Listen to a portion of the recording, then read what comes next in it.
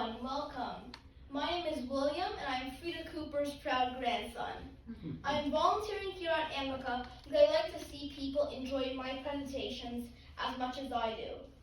I've researched the world region by region to understand the past and the present, and I'm very excited to bring the World Monthly to Amica.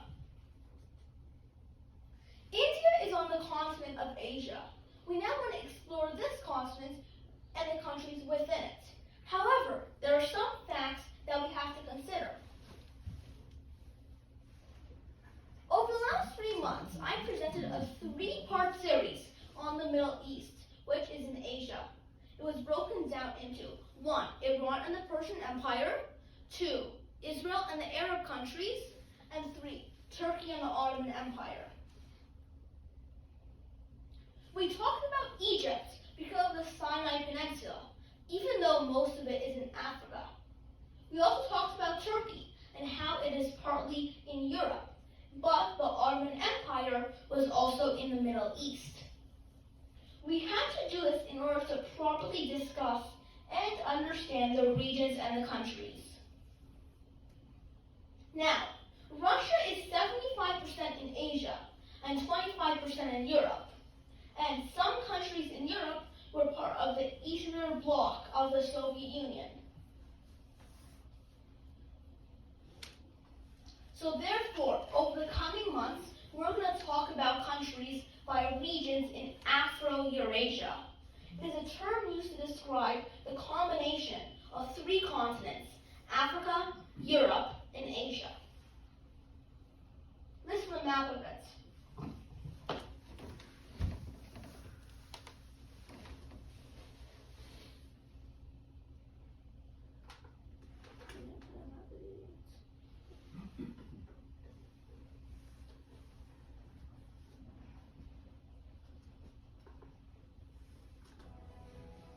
In this program, we're going to learn about the term Afro-Eurasia. What is Afro-Eurasia? Sorry, we're just going to raise the volume a little bit. So play it now. I'm interested. I don't want to be too. Afro-Eurasia is a term used to describe the land masses of Africa and Eurasia together with adjacent islands as one continent. The concept of Afro-Eurasia is important to historians. It's useful in the study of ancient and contemporary societies and how they influenced each other. In all areas of human history, Afro-Eurasia has been the most populous of the world zones. It's where most humans have lived throughout human history. A network of interlinking trade routes referred to as the Silk Road connected the Afro-Eurasian landmass. The Silk Road connects Eastern, Southern, and Western Asia with the countries of Europe and parts of North and East Africa.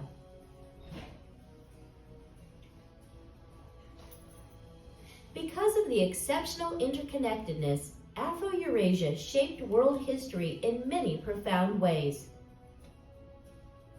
For example, technologies for farming, metallurgy, and pottery were shared, while the making of paper, domestication of horses, and the development of gunpowder hastened commercial and military innovations.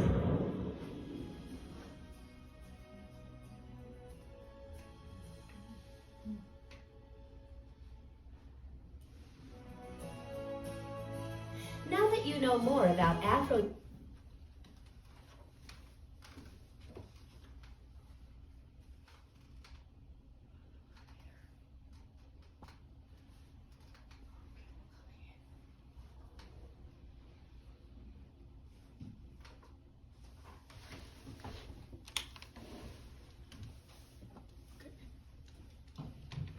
So again, it is the largest and most populous contiguous landmass on Earth. It has 57% of the world's land area and has 86% of the world's population.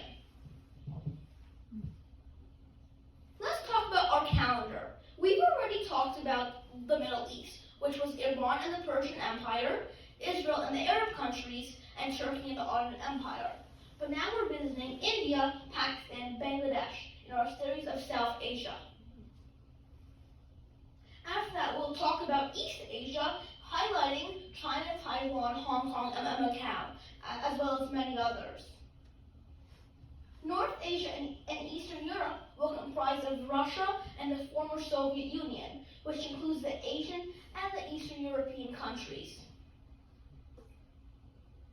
Then we have Eastern Europe, which will be about the former Yugoslavian countries. And we have Western Europe, which will highlight the UK and France. We also have another slide about Western Europe, which will highlight Italy and Greece. And our last presentation will be about Africa, which will be the 54 countries highlighting Nelson Mandela. But today we're visiting India. Overview. India has 25% of the world's GDP before the British Raj. The Mughal Empire, which was the last empire before the British came, was Muslim, and they believed in unity of all religions, like Mahatma Gandhi. The British favored the Hindus over the Muslims, and when India was given independence in 1947, India only had 3% of the world's GDP after it. So we really want to find out what happened that made it drop from 25% to 3%. Our presentation has 6 parts. 1. Ancient India.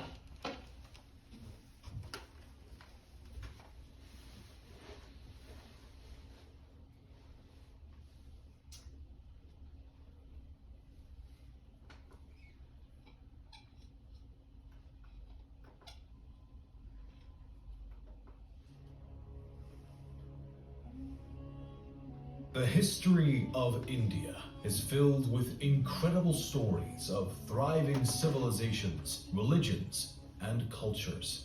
Dating all the way back to the Paleolithic age, India's civilization is one of the oldest that we know and has played a part on the world stage for centuries, and even still today. While it is impossible to truly capture all of India's history in one video, it still serves as a worthy topic to delve into.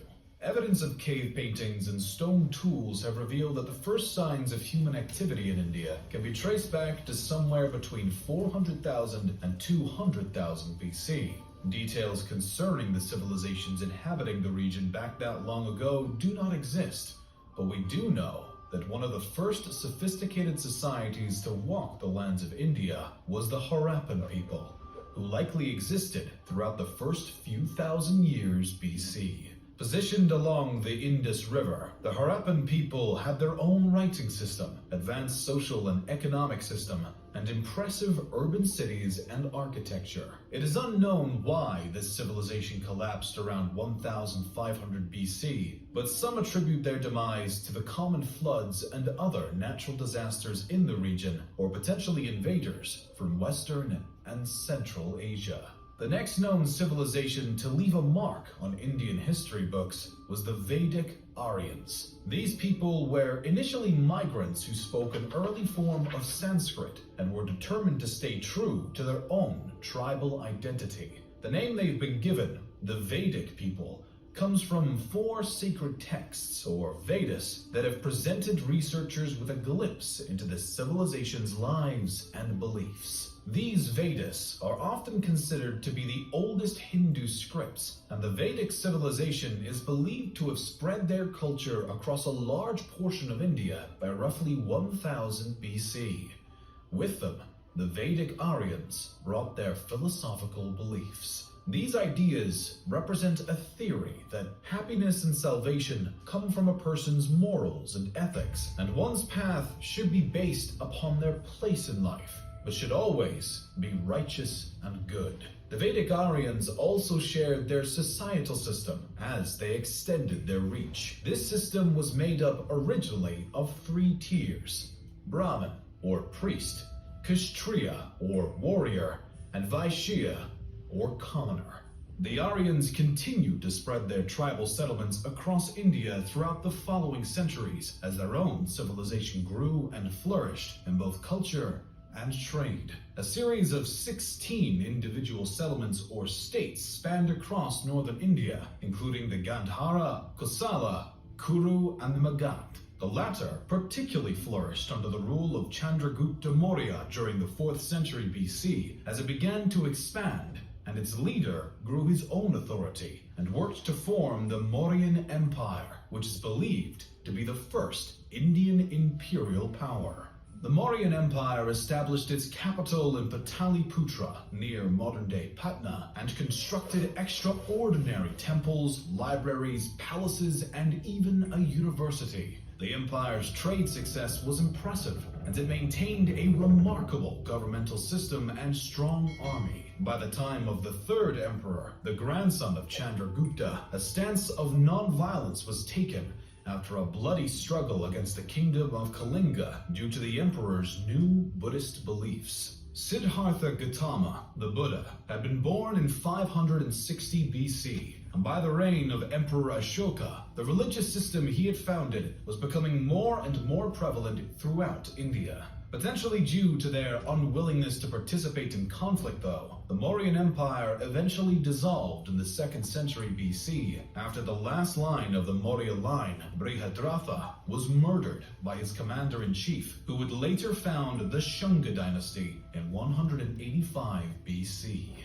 Despite the fact that Brihadratha's assassin Pushyamitra was rumored to have persecuted Buddhists, it appeared that Buddhism faced no decline concurrent with his rise to power. During Pushyamitra's reign, his kingdom maintained authority over a series of provinces as he stood his ground against other powers attempting to expand their territory towards his own. After the monarch's death, though, his dynasty seemed to have fallen in terms of importance. The dynasty is not known to have done anything notably relevant, and their control was short-lived. A variety of settlements and invading powers controlled India at this time, one being the Kushana kingdom, known for their significant trade involvement with Chinese, Persian, and Roman empires along the Silk Road. One Kushana ruler, Kanishka, in the 1st century AD, also converted to Buddhism and helps to further the religion throughout the region. In 75 AD, the Kushana kingdom marked a new era, the Shaka era. A bit of distance from the Kushanas in the south, a handful of other powers rose, fell, and fought for supremacy amongst each other. The kingdoms of Satavahana, Chera, Chola, and Pandya were some of the major authorities in the south during this time and through the Classical Age. The Gupta Empire became the face of northern India during the Classical Age, and the majority of the region was united under their authority during what is often described as northern India's Golden Age. The reign of the Gupta Empire is regarded as a time of law and order, as well as cultural flourishing. The rulers of the empire were no strangers to military expedition, but aims to expand their territory through peaceful means, such as martial alliances, no less than through military action. Though the Gupta Empire had extensive success over centuries, they eventually reached a point of decline between the 5th and 6th centuries as invading Huns from Central Asia began to annex and take over the formerly dominant empire's land. As the religions of Buddhism and what later became Hinduism thrived, local and trespassing authorities continued to fight for territory and dominion over the following centuries. The next major shakeup of the Indian civilization came with the arrival of Islam. Muslim invaders began to send missions to India the century after the death of the Prophet Muhammad. A series of Muslim sultans began to lead expeditions into India, claiming places such as Sindh, Multan, and Somnath. These incursions brought the defeat of native kingdoms and the destruction of Hindu temples along the way. The Rajputs stood as one of the most determined defenders against Sultan invaders, but they were ultimately defeated in 1192 by Muhammad Ghori and his forces. As Islam began to work its way into India, other previously principal religions, such as Buddhism, began to decline. By the start of the 13th century, the era of the Delhi Sultanate's dominion arose. The first dynasty within the Delhi Sultanate was founded by Qutb-ud-Din Aibak. The slave dynasty controlled the Sultanate until around 1290, when the Khilji dynasty took over, first by the hand of Jahal-ud-Din Khilji. His family held the throne for less than a century, as the Tughlaq dynasty was next to seize power in 1320. The Tughlaq dynasty technically retained power until 1412, but matters were complicated by the incursion led by Timur in 1398 into Delhi. As the Tughlaq dynasty weakened, the Sayyid dynasty replaced them, starting in 1414. The Sayyids lasted for roughly 37 years, but the last ruler's reign was stained by rebellion and discord as the dynasty fell from grace. Yet another dynastic authority took the open throne, this time being the Lodi dynasty. The new dynasty lasted until the death of the then current ruler, Ibrahim Khan Lodi, who was killed in battle at Panipat by the army of Kabul's leader Babur in 1526. Ibrahim's death brought about the final end of the Delhi Sultanate as a whole. Now free of competition from the Lodi dynasty, Babur established the Mughal dynasty, which would end up becoming one of the greatest throughout history. The original Turkic-Mongol imperial power ruled a vast majority of India for over 2 centuries and brought about significant cultural growth and architectural achievements, including the Great Taj Mahal. Despite their immense success, the Mughal Empire began its decline around the start of the 18th century, as revolt after revolt began to shake the foundations of the widespread power, alongside threats from the Marathas and the British. The British East India Company had actually already been in the region for some time, but the situation with the British started to escalate not long after the Mughals fell. By 1857, India displayed increasing control by the East India Company, and the locals were having none of it. What began as a simple revolt by Indian soldiers in Meerut quickly blew up into a widespread rebellion and became known as the Indian Mutiny of 1857. This rebellion later would be called the First War of Indian Independence, and even though the British were able to quell the revolt after a matter of months, it inevitably had lasting impacts. In response to the mutiny, on November 1st, 1858, Britain's Queen Victoria declared that India would be ruled in the name of the British Crown from that point on. Locals maintained their disapproval and anger at the British supremacy over their land, and nationalist sentiments and movements were far from extinguished. The next major move towards independence came when Mahatma Gandhi and the Indian National... That's all wash from that. No. The rest of it is in other parts.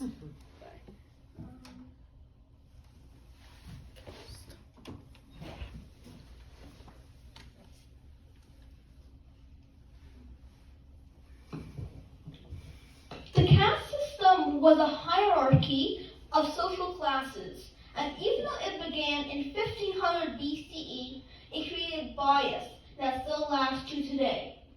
It's the basis of India's today affirmative action programs, which were made mostly to help the group called the Untouchables.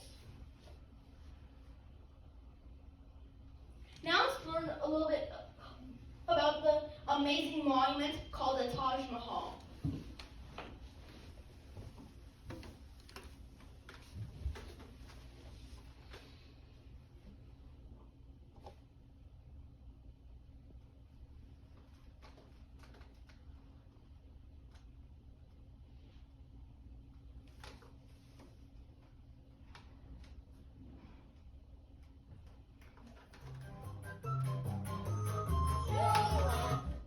Is the most famous landmark in India.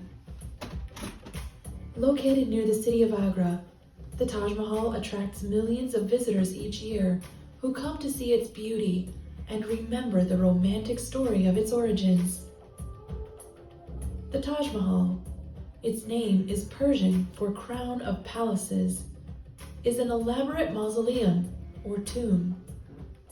It was built more than 350 years ago by Emperor Shah Jahan of India as a memorial for his beloved wife, Mumtaz Mahal, who had died. Shah Jahan met his future wife when he was 15 years old, and she was 14, although they were not married until 5 years later in 1612. Their marriage was a happy one, as the two loved each other and were good friends as well. Shah Jahan gave his wife the title Mumtaz Mahal, which means chosen one of the palace, and together they had 14 children. It was while giving birth to her final child in 1631 that Mumtaz Mahal died. Shah Jahan was heartbroken and decided to build a memorial for his beloved wife in Agra, on the banks of the Yamuna River. Construction of the Taj Mahal began in 1632. It was an immense project. More than 20,000 workers were involved, and materials were transported by more than 1,000 elephants. The style of the buildings was inspired by Persian, Islamic, and Indian architecture, and the tomb was finished with huge slabs of white marble and decorated with many precious and semi-precious stones. Elaborate patterns of tile and even poems written on the walls in careful calligraphy decorated nearly every surface. The tomb took about 12 years to build, but the work was not over yet. The tomb itself is only part of a much larger complex and is surrounded by elaborate gardens with pathways and pools of water that are positioned to catch beautiful reflections. There are also minarets, a mosque, and a gateway. Construction of the rest of the complex took an additional 10 years, meaning that the entire project took 22 years to build. The cost is estimated to have been 32 million Indian rupees, an equivalent of about 827 million US dollars today. It is said that Shah Jahan planned to build a second Taj Mahal across the river from the first, made completely of black marble, as his own tomb. But when his son overthrew him and rose to power, the plans were discarded. Whether this is true or not, it is probably true that Shah Jahan did not plan to be buried in the Taj Mahal with his wife, but that is where his son buried him when he died.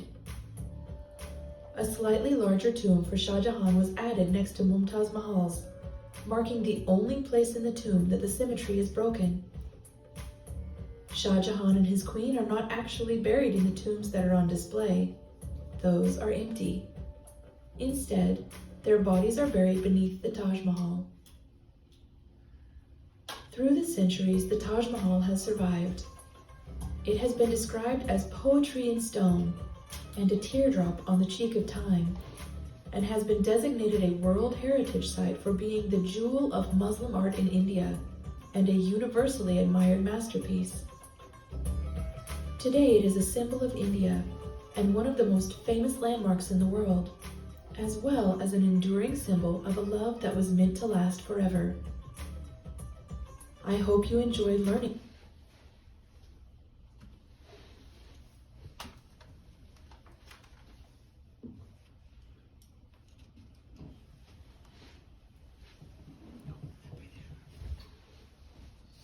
Part 2, British Raj.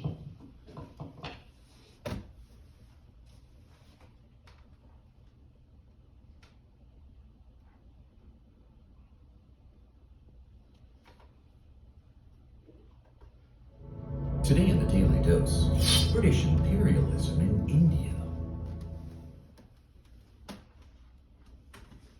While invasion and occupation of foreign lands dates back to the beginning of recorded history, the British East India Company vastly expanded its interest in India since its inception in 1600.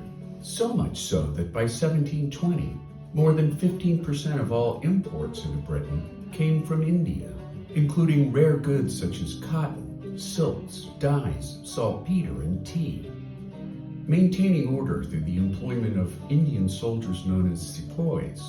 Throughout the late 1700s, the British East India Company expanded its control over much of eastern India from its base in Bengal, forcing its authority over the region with a sepoy army of some 267,000 men by 1857. The company's control over the region ended that same year with the Sepoy Rebellion that would last until November 1st, 1858, leading to the deaths of roughly 6,000 Europeans and some 800,000 Indians. In response, British Parliament passed the Government of India Act on August 2nd, 1858, ending the British East India Company while transferring governance over India to the British monarchy, leading to a period known as the British Raj. Lasting until the mid-20th century, the British Raj controlled most of India, Pakistan, and Bangladesh, dividing the continent into 13 provinces, each under the control of a British administrative officer.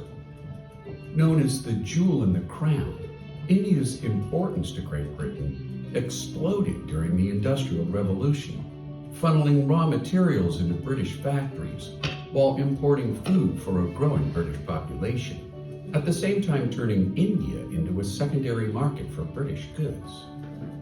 From a numbers standpoint, between 1765 and 1938, an estimated $45 trillion in today's currency was transferred from India to Great Britain, or approximately 15 times Britain's gross national income in 2019. While some historians have argued that Britain helped India transform itself into a modern economy, including the construction of canals, roads, and the fourth largest railway system in the world, Britain's sometimes harsh treatment of Indians combined with controversial economic policies, which forced Indians to produce crops for export to English factories instead of their own tables, leading to multiple famines that took the lives of an estimated 55 million Indians. The abuses also saw the rise of nationalistic independence movements, such as the Swadeshi movement of the late 1800s and early 1900s, which saw Indians reject British imports in favor of garden-grown foodstuffs and homemade goods. Indian nationalism came to a head after Mahatma Gandhi's return from South Africa in 1915, where he advocated for non-cooperation campaigns through civil disobedience and non-violent protests.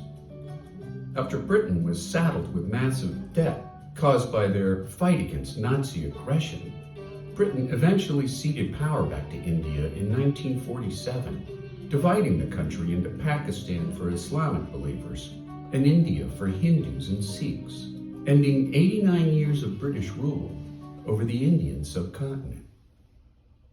And there you have it, British imperialism.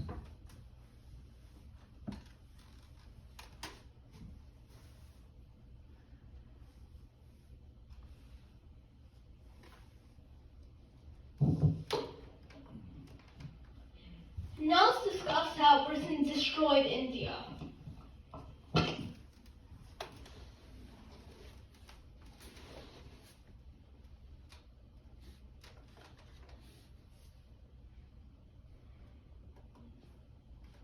At the start of the 20th century, a map of the world looked like this. These colours are Europe's colonial empires.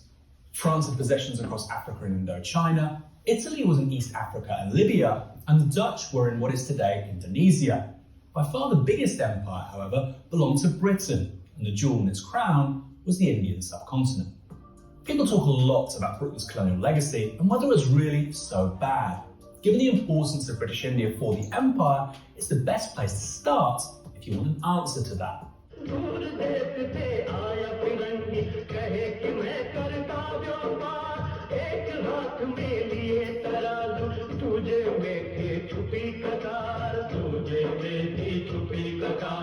It's important to say that the Indian subcontinent, at that time the Mughal Empire, wasn't conquered by Britain, but rather a British corporation. Its name was the East India Company. The Mughal Empire of the 18th century was politically volatile, but also immensely wealthy. According to economic historian Angus Maddison, its share of the world economy in 1700 was 23%, pretty much the same as the whole of Europe combined, or the United States today. Although the East India Company started life in the early 1600s, it was only a century later, after the sack of Delhi by the Persian king Nader Shah, that the Mughal Empire effectively collapsed. That created a political vacuum, with warring principalities and factions becoming increasingly distrustful of one another. For the East India Company, this presented a major opportunity. In 1757, Robert Clive, who came to be known as Clive of India, won the Battle of Plassey. 8 years later, in 1765, Shah Alam issued an edict that revenue officials be replaced by those of the company. A private corporation with its own army, now controlled one of the largest and wealthiest states on earth.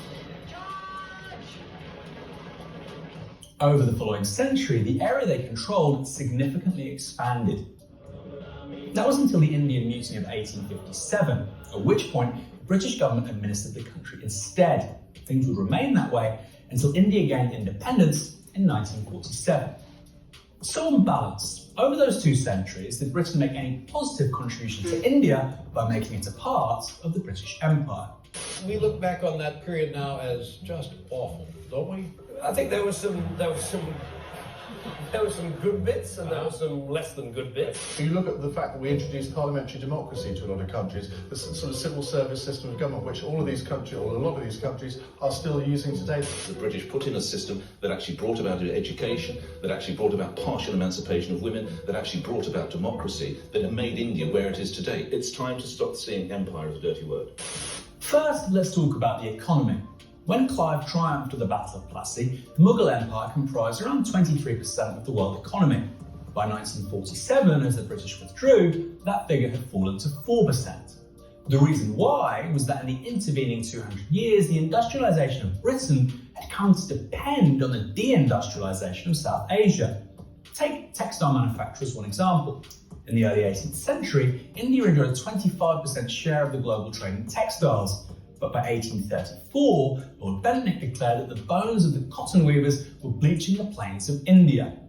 Meanwhile, exports of British textiles to India soared, with 1 billion yards entering the latter each year after 1870.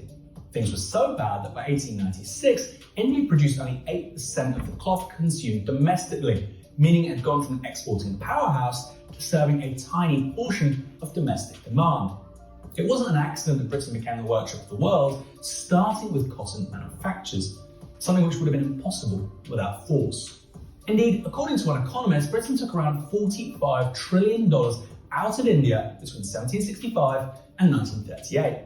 That's 14.5 times the size of the British economy today. This primarily happened through trade. Prior to the 18th century, Britain bought things from Indian producers and would pay for them with precious metals, generally silver. But this changed after 1765, when the East India Company established a monopoly over Indian trade. They then began collecting taxes in India, using a portion of those revenues, typically a third, to fund the purchase of Indian goods for British use.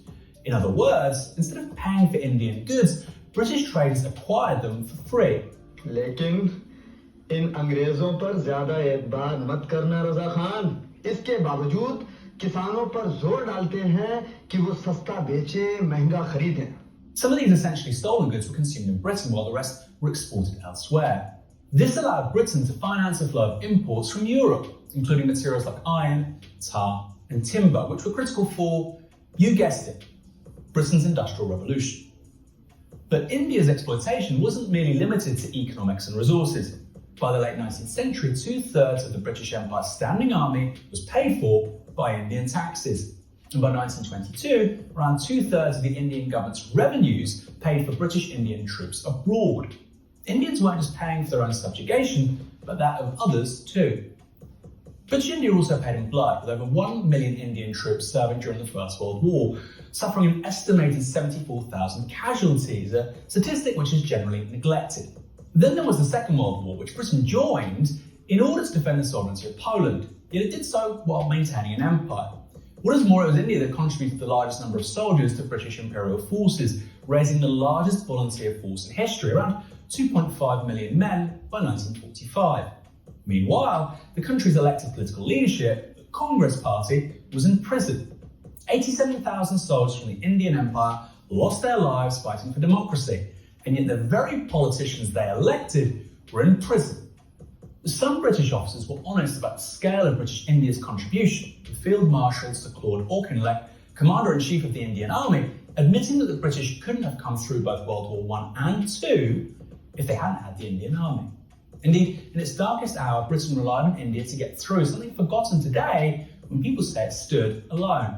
Finally, there's famine, with around 30 million people dying as a result of starvation under British rule. Now, you could put that down to natural disaster, but the grim truth is that the overwhelming majority of those deaths were the result of political choices made by the British. Indeed, when it came to famine, just as in Ireland in the 1840s and 50s, British policy was in action. Firstly, because intervention was viewed as undermining free trade. Secondly, because of concerns about overpopulation. And finally, well, they just didn't want to spend money. The point of empire was that it was a cash cow. This wasn't a secret. Indeed, when Sir Richard Temple imported rice during the Orissa famine of 1866, The Economist magazine, yes, that one, attacked him for allowing Indians to think it is the duty of the government to keep them alive. That was the position of the British government too. In British India, people were allowed to starve to death as a point of ideology, and all in the name of the free market. That's no different to the forced collectivizations that killed millions during the 20th century.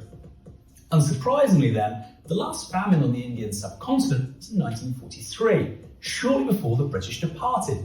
That was the Bengal famine, when Winston Churchill deliberately ordered the diversion of food from starving Indian civilians to British soldiers and to top up European stockpiles. According to Churchill, the starvation of anyway underfed Bengalis was less serious, and as deaths began to pile up, he blamed it on the Indians themselves for breeding like rabbits. When the East India Company was established, the Mughal Empire presided over the world's largest economy with one of its most sophisticated cultures. At that point, India had literacy rates and a life expectancy on a par with Europe. When Britain departed the subcontinent in 1947, by contrast, it left a society with 16% literacy, a life expectancy of 31, and 90% of people living below the poverty line. Compare that to Japan, which achieved 90% literacy after the Meiji Restoration and rapid development during the late 19th century. The key difference, of course, is that Japan was never colonized. Yet despite all of this, a poll by YouGov in 2020 found that only 17% of Brits think the countries Britain colonized were worse off as a result, with almost twice as many thinking they benefited. It's one thing to say Britain's empire is in the past, but it's quite another to insist that imposing poverty and starvation on hundreds of millions of people was actually good for them. It brought order, security, education, and democracy to much of the world. When asked whether the empire was something to be proud or ashamed of, 32% claimed to feel proud of the empire, while 19% were ashamed. Personally speaking, I don't feel shame for things I haven't done, but pride in what exactly? Theft? Starvation? Mass murder? The only way to make sense of such findings is to accept that even today, people don't know the truth about the British Empire and how gruesome it really was. Given recent calls from politicians that we should learn about our history rather than seek to erase it, all I can say is, I couldn't agree more. But let's start by teaching the truth about the British Empire and how it took one of the world's wealthiest countries and turned it into one of the poorest. If you enjoyed this video, there are two things you can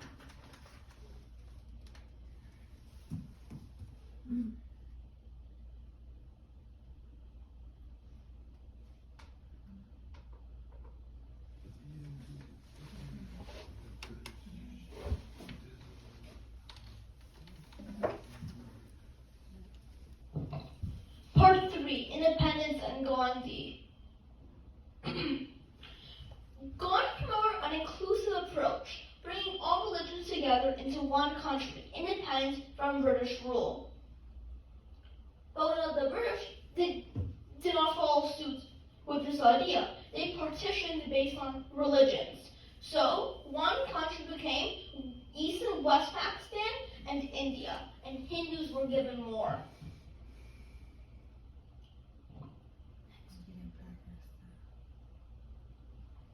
Pakistan's first Prime Minister was Lihat Ali Khan, who was assassinated in 1951 by a Muslim extremist.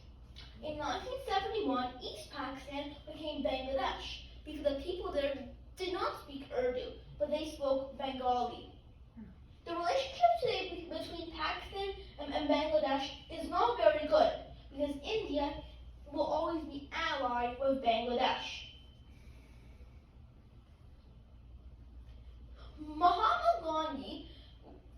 actually born Mohandas Gandhi in 1869. Mahatma means great soul in Sanskrit. He was assassinated in 1948 by a Hindu extremist. He was an Indian lawyer who started off in South Africa because he wanted to make the lives of Indians living there better. He was an anti-colonial nationalist and he believed in non-violent resistance. He led the successful campaign for Indian independence. He inspired movements for civil rights and freedom all across the world. He inspired two of the most important people that he inspired were Nelson Mandela, who as a coincidence also was in South Africa, and Martin Luther King Jr. My grandma has two sayings. The first one is, if you're nice to somebody, you make it difficult for them to be mean to you. And the second one is, as you call into the woods, so comes back the echo. And these things, I like to compare with Gandhi, where he never punched, he never fought against them, he was just non-violent and he led a successful movement. Part 4, India Today. India today has over 1.4 billion people, and its capital city is New Delhi. It has almost 4 trillion GDP in US dollars, and GDP per capita is only 3,000 US dollars. The key religions there are Hinduism, which is the majority, with 80% of the population belonging to that faith. And we have Islam, which controls 14%.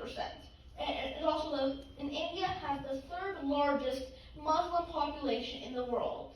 It also has 21 million Sikhs. We have already talked about Mahatma Gandhi, who led India's independence movement. The first prime minister in 1947 was Prime Minister Nehru.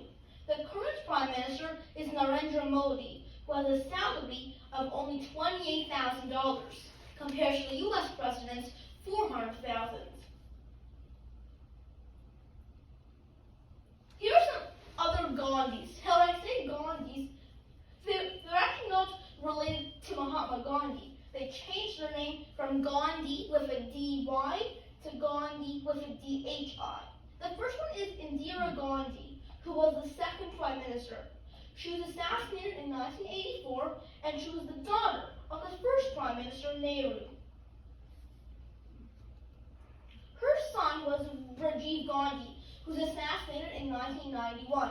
His wife was Sonia Gandhi, who was the leader of the Indian National Congress. This is a bad coincidence, but I always see that between the Indian leaders, at least one of them had to have gotten assassinated. Part 5, India versus China and the world. There's a humongous conflict in Kashmir between Pakistan, India, and China. Let's learn some more about it.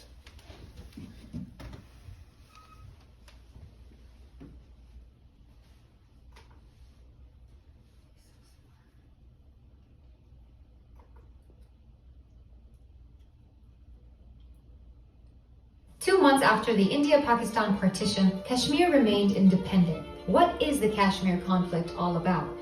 In 1947, the countries of India and Pakistan came into existence. The partition decided the fate of millions, as various state rulers had to choose which country they would belong to. But the people of Kashmir faced an uncertain future. Maharaja Hari Singh, the Hindu ruler of Muslim-majority Kashmir, managed to keep the region independent for 2 months. He did this by signing a standstill agreement with Pakistan and sending a similar agreement to India, which favored continuing discussions.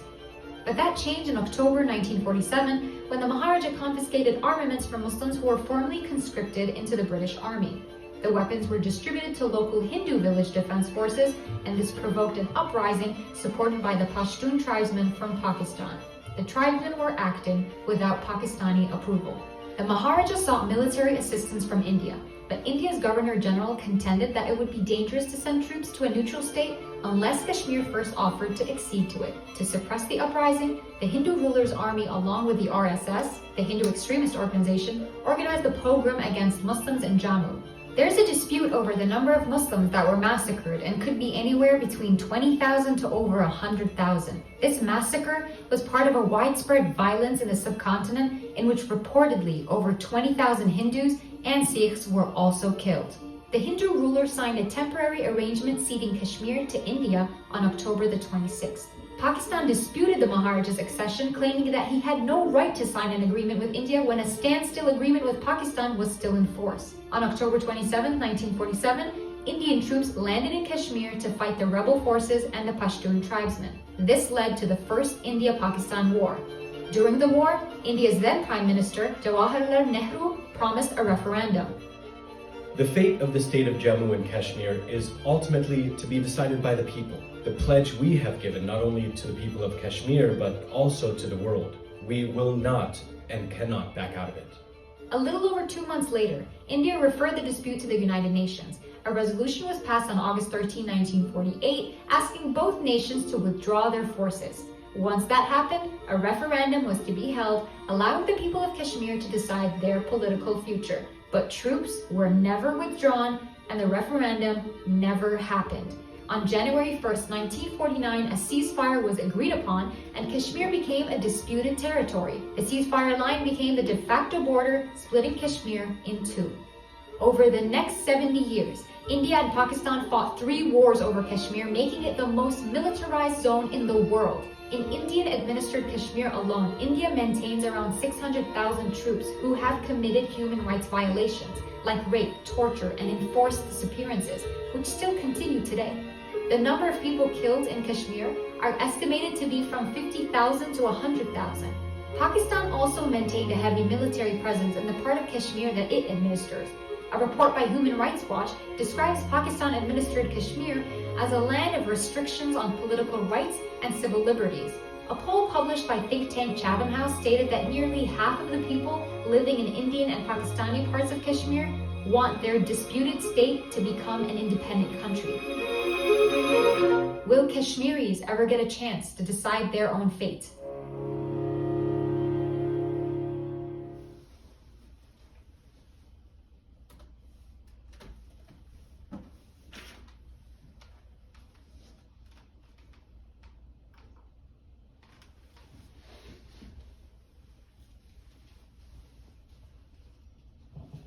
China has many other border conflicts, including but not limited to the Nepal border, Taiwan, Hong Kong, and the South China Sea Islands. We will discuss them more in the Chinese presentation.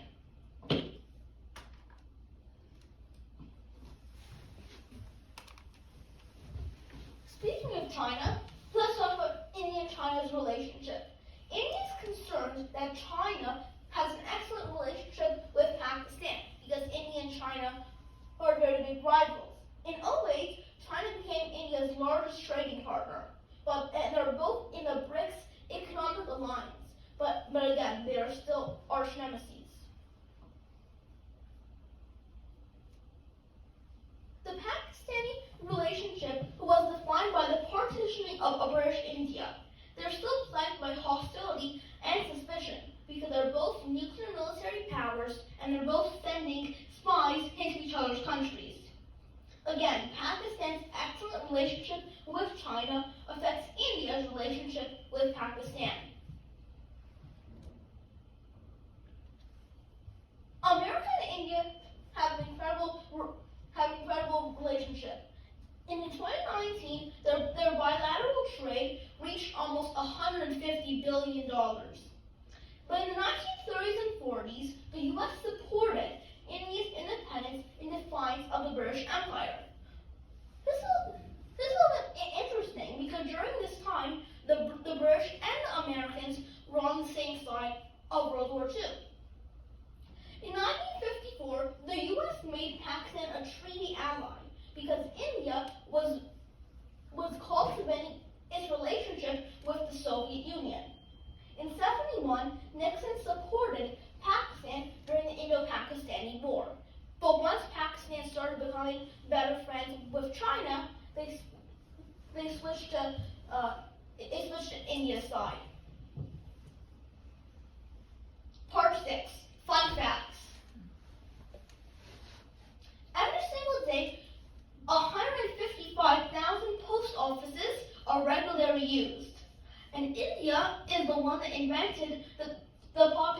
game snakes and ladders. They are the only country with both tigers and lions. They also have the Kohinoor diamond, which is the mountain of light in Persian, was found in India. Today it is in the crown jewels. It is priceless, and the British say that it was gifted, while others say that it was stolen. Today, Rishi Sunak is Britain's Prime Minister, and he is Indian. Who knows what he will do with the diamonds? My parents wanted me to interact with others, so I always asked people how to say butterfly in their home language. I got up to 23 languages. In Hindu, it is Titali. In Urdu, it is Tifali, and in Punjabi, it is Titali. From our 4 former presentations, in Turkish, it is Kalabak. In Hebrew, it is Parpar. In Arabic, it is Farasha. And in Farsi, it is Parvane. Thank you.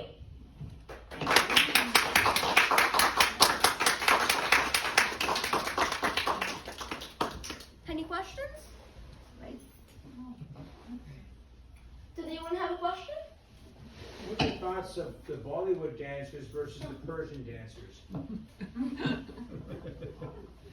I have a question, William. You mentioned BRICS. It's an acronym. What are those countries, please? They are the countries of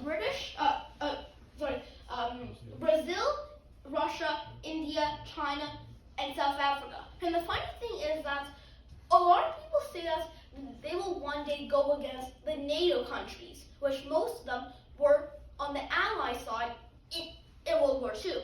But the funny thing is that all these BRICS countries, they were on the Ally side in World War II, but they switched sides mostly in the 1980s. Any other questions? No. Yes, Brian. Mahatma Gandhi, he went a bit crazy his late life. Yeah. Yeah, I would say that too.